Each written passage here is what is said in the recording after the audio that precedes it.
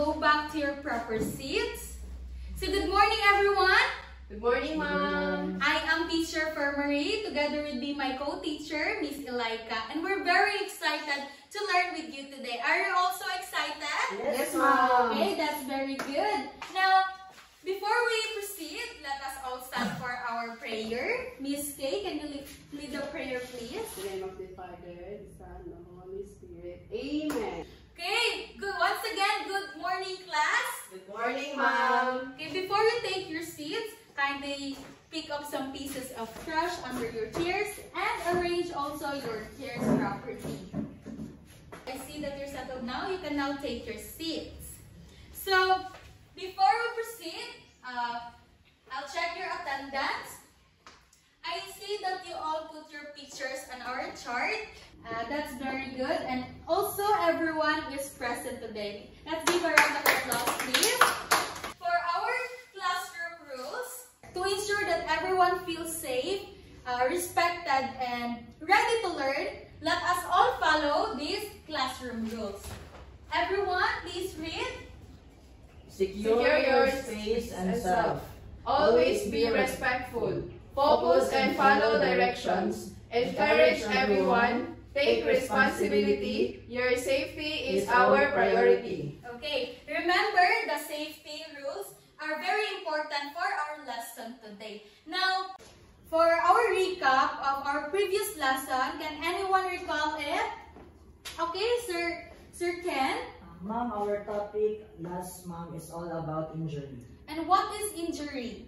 Injury, it is a damage to the body caused by an external force such as a wound, fracture, or harm. Okay, very good. It is a fracture or any problems to your body. And now, there are two injury types of injury. And what is it? Can anyone? Okay, Sir Ken again. The two types of injury, ma'am, is intentional injury and unintentional injury. Okay, that's very good. So, the two types of injury is intentional injury and unintentional injury. Which means, intentional injury is kana mag-cause ka og harm sa imong peers na intentional nimo siya gibuhat. And the second is unintentional injury, which means mga happenings na wala nato na-expect or accidents. Now, let's see how ready you are in our today's lesson with an exciting activity. Are you ready? Yes, ma'am! Okay, very good. So, our activity today is Hold My Juice Box, I'm Saving a Life role play. So, you will be divided into two groups. This one will be the group 1 and this one will be the group 2. And each group will be given 5 situations that you must act and explain their immediate action. So each group has an actor and a presenter. And you have only 2 to 3 minutes to prepare. Okay? Am I understandable? Yes, Ma'am. Okay, that's good. So here's your 5 situations for group 1 and 5 situations for group 2. So the time starts now.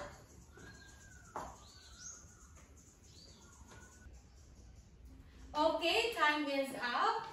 So group 1 will be the first presenter and followed by group 2. Okay, group 1, you can now present yourself.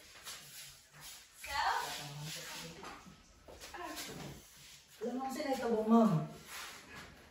I'm wounded. Dali, ma'am, apply na ito siya basic ko, first aid kit, ma'am. So, natay ko, ma'am, bandage, ma'am. Ay, ba't nga saan ito siya bitaday ngayon, ma'am? Balik ako.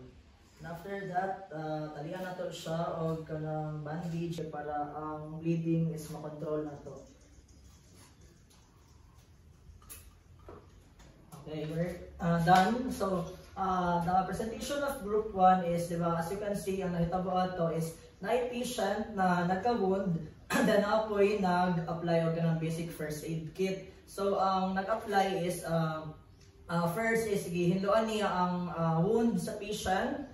i-apply niya betadine or pwede po siya alcohol, pero if ever na open ang wound is dili appropriate na mag-apply og alcohol, so mas better na katong agwa oxinada or betadine. Then after that, if makontrol na ang bleeding is tapalan nimo siya og kanang bandage kay para dili infection or dili mas ma-irritate ang wound sa patient. Okay, give a round of applause. Good job, everyone.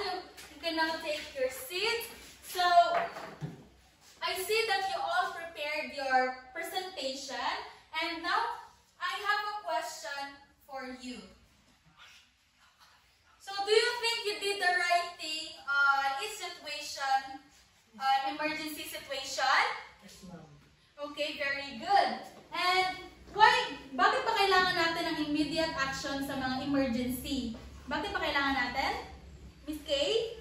Label for us to help people who are in need, ma'am. Oh, that's correct. Alright. And how are the immediate action for each situation will differ or similar siya?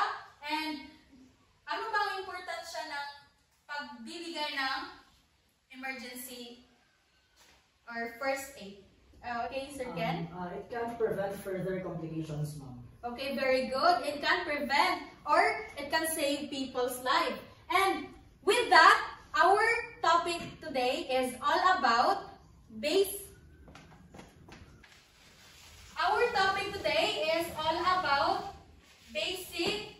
first aid. What is it again?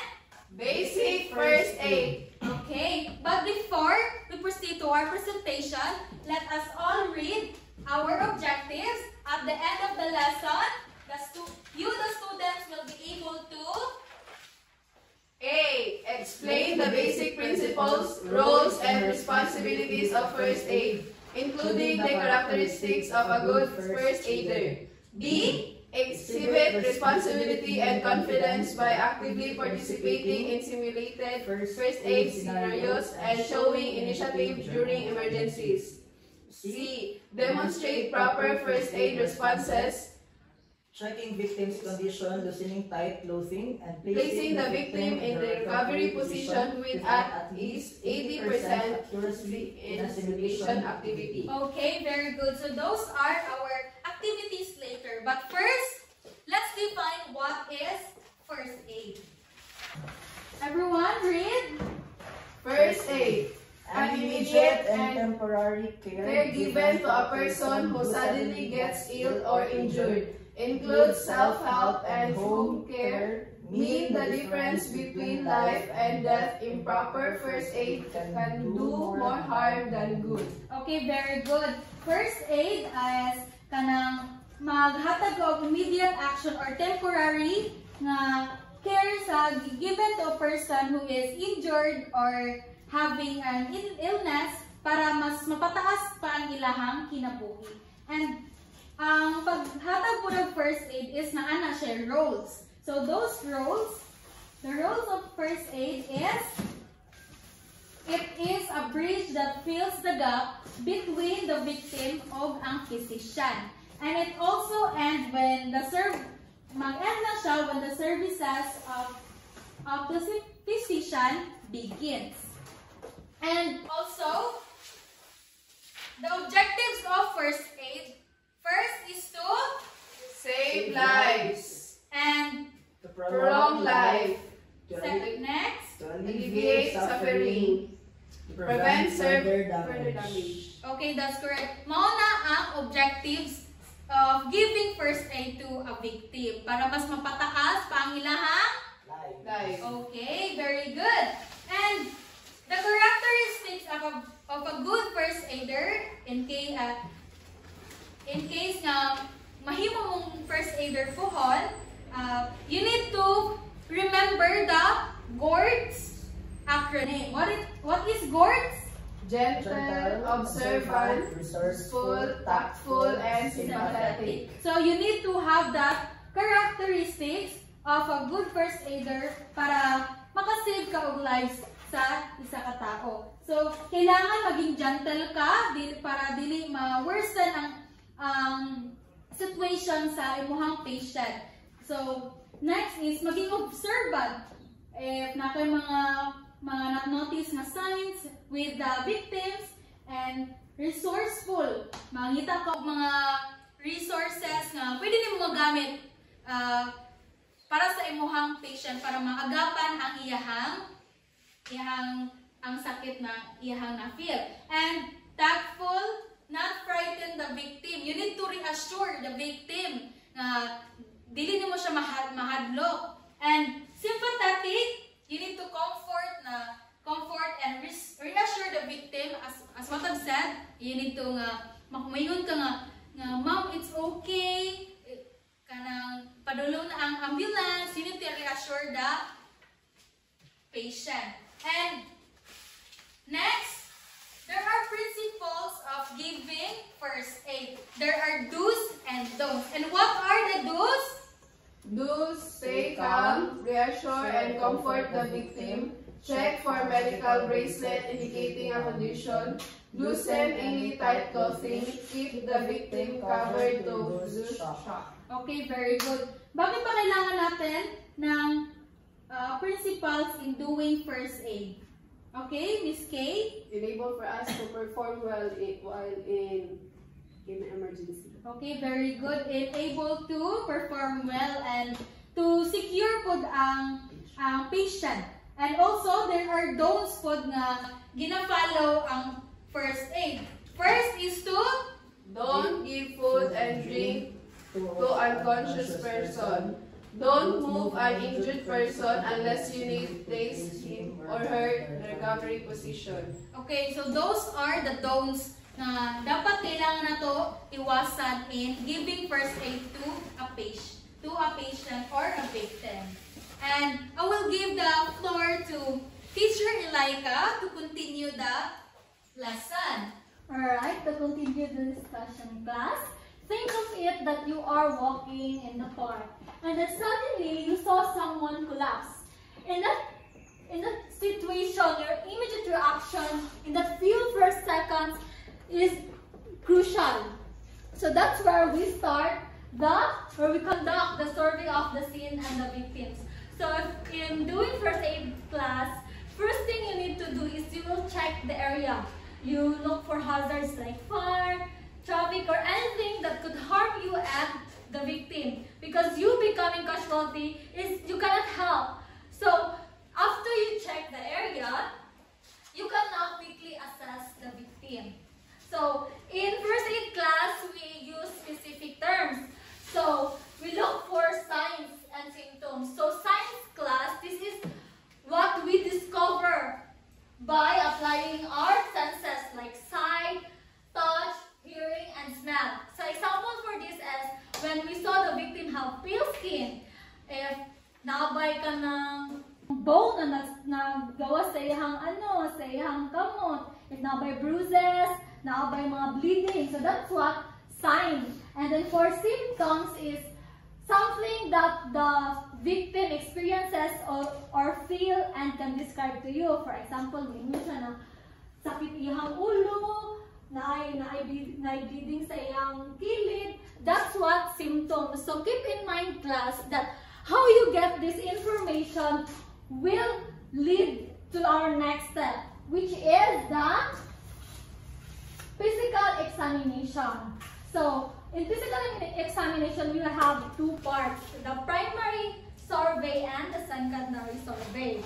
Ang primary survey class is we do this method if ang victim is unconscious. So primary survey used when, please read everyone. Primary survey used when the victim is unconscious and to find out and to immediately treat life-threatening conditions. Alright, primary survey is all about finding and treating immediate life-threatening conditions. So next is in doing the primary method, we use the ABC method. So ABC method stands for A, array, B for breathing, and C for circulation. So first we need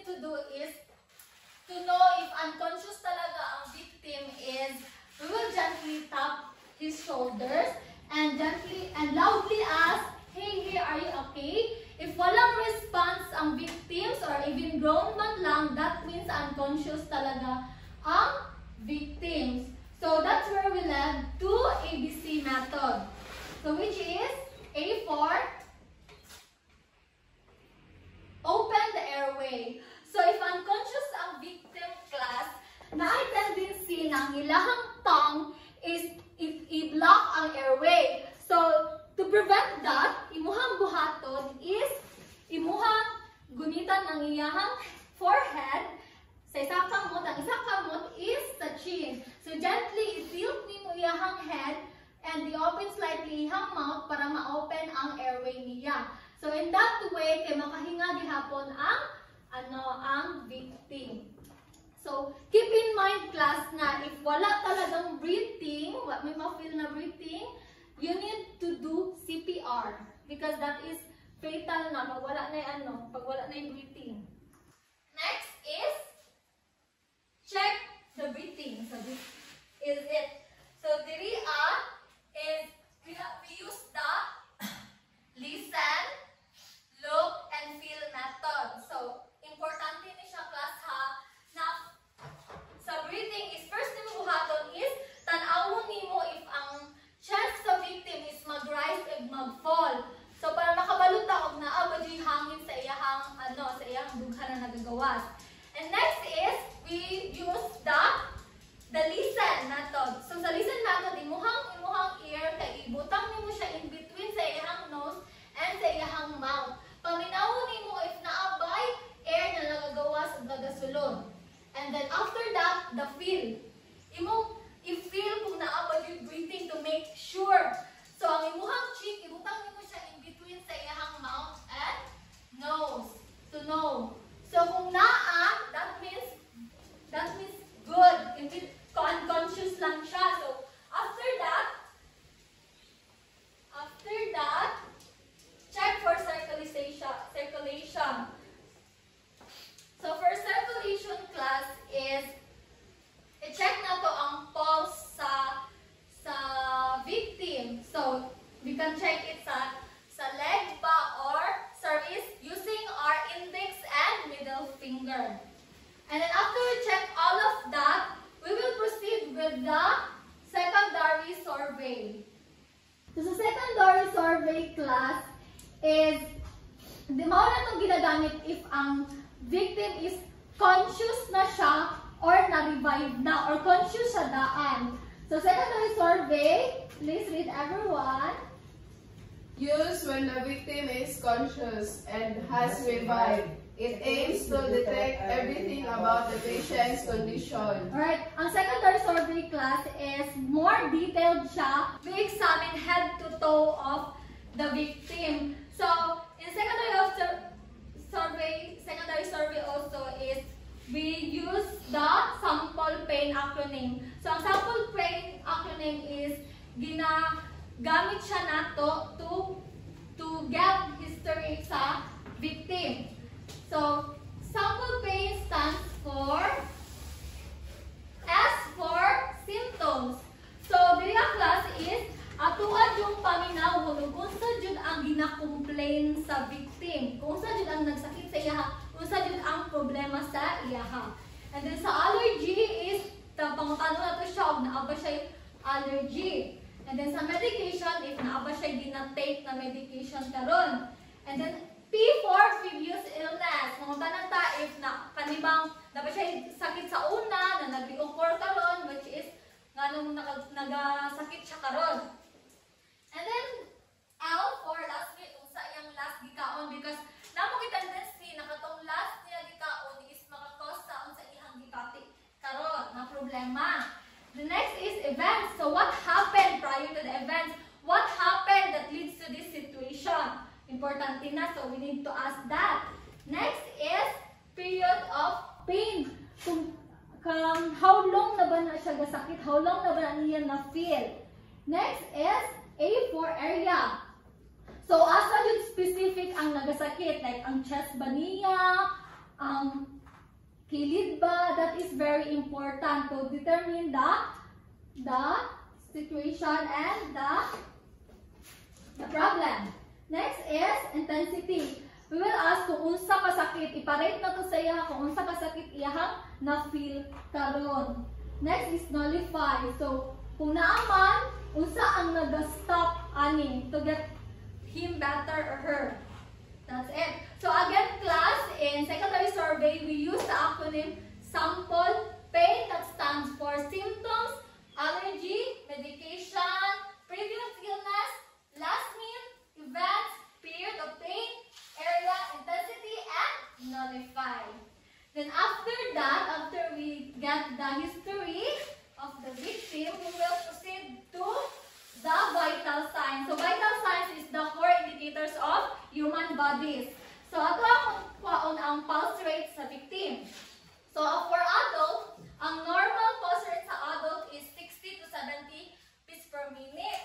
And then for the children is over 7 years old, 80 to 90 beats per minute. And then for children 1 to 7 years old, 80 to 120 beats per minute. And then for infants, 110 to 130 beats per minute.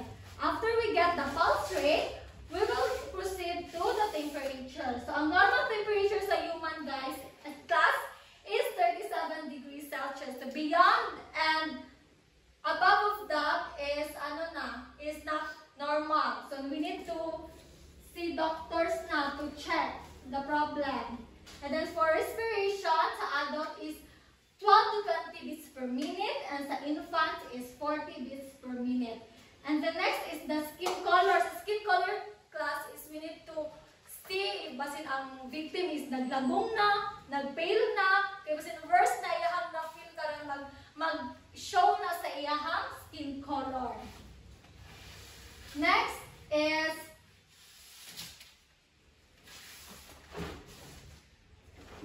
class is we will proceed now to the head to toe examination. So, mao ni ang last step sa secondary survey. So, first is gently tan-awon nimo or gently gunitan nimo iyahang head and neck, eyes, chest, abdomen, and back. So, what we're looking for is tanawon nato if naabay bleeding, naabay bruises, naabay fracture, naabay dislocation, naabay lungs movement, etc.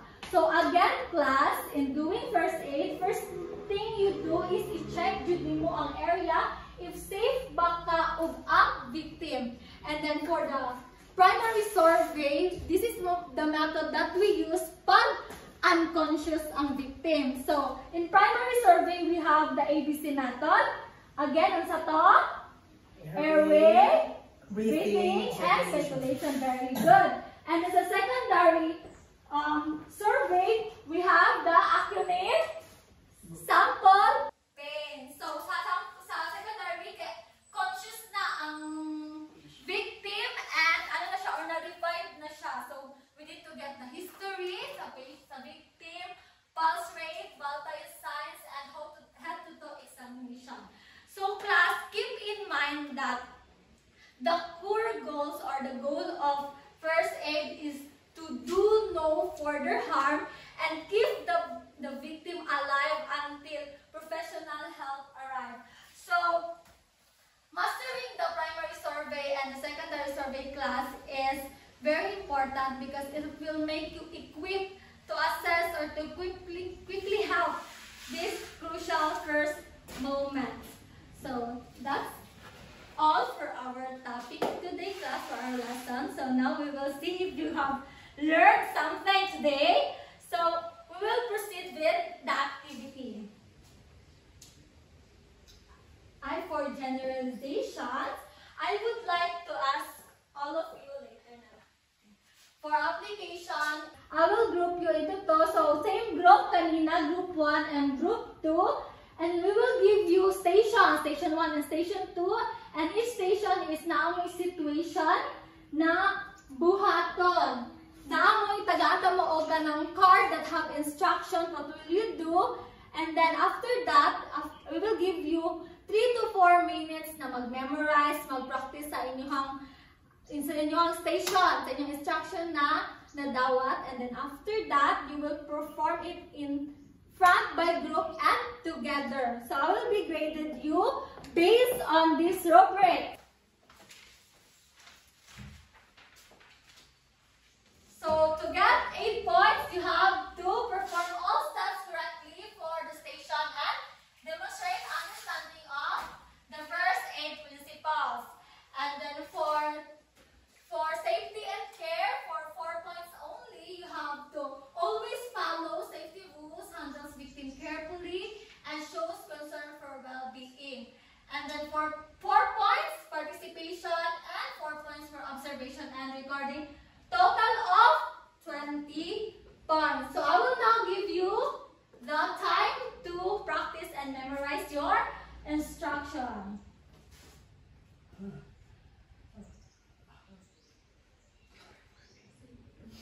Alright class. Let's have Anna Group 2 first to perform.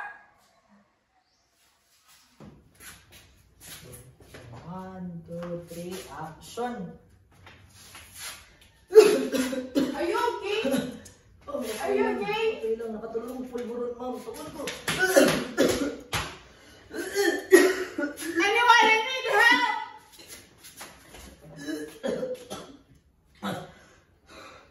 The rescue is coming. Are you okay? Hindi lang kayo, ma'am.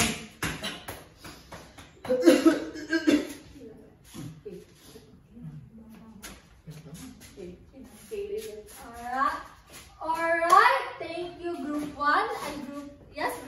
So I can see that you did your best, but you forgot or you did not do well on observation and recording. So as I said earlier, na pag mag-respond pa ang victim, you can apply the first aid, which is ang i-blow lang iyang kuan, iyang back. So no need to call emergency if kaya na siya maagapan ang situation. Okay, thank you. You have 16 over 20. Yes. Alright, since you applied what you learned on our lesson today, so let's now reflect on your understanding. I have here a few questions to help you process your understanding. So you can ask this on yourself to see if you understand or you learn and you put it in your mind if mag-remain the same huna-huna nga to ang lesson for today. So you can ask this on yourself. Nga nang importante na stay calm lang ta if mag-apply, mag-respond ta on emergency. Can anyone answer? It's okay if you do not answer. You can just reflect on it. Alright, so number 2, what should be the first action a first aider takes when someone suddenly becomes unresponsive? Why is this step important? So if di na mag-response, imuhad yung buhaton is magtawag na all professional help. Next is, which qualities or characteristics of a first aider are most important when providing care for a minor injury, and how should this be demonstrated? So as what teacher first discussed earlier na, if mag-respond dito ang first aid is always be gentle. The GRUTS method, the GRUTS acronym. So we will keep that in mind. Next is, it is appropriate to give food or drink to a person who is unconscious? No. Yes, you do not give food or drink. So, next is, how should a first aider properly respond when someone is injured and professional help has not yet arrived? So, anong gagawin? Do first aid. Yes, very good. So, first thing you do is you do first aid if wala pang professional help. You keep the victim alive until the professional help arrives. So, that's it. Thank you so much, guys, for your participation. We will now have our quiz. So get a one sheet of paper. Alright. Is everyone ready? Yes, ma'am. Alright, number 1, number 2, number 3, number 4, number 5, number 6, number 7, 8, 9, and 10. Alright, exchange paper. Very good. is the answer E. So write corrected by class. Tapos na? Yes, ma'am. So leave your papers here. Thank you so much. Okay. So we have one high score. We have Ken Pakshal who got first class. Very good.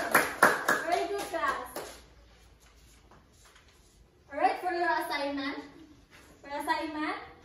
Is interview a parent, guardian, or older sibling about a time when they witnessed or gave first aid. Answer this in one whole sheet of paper. Make sure to include the documentaries of the demonstration of the first aid skills.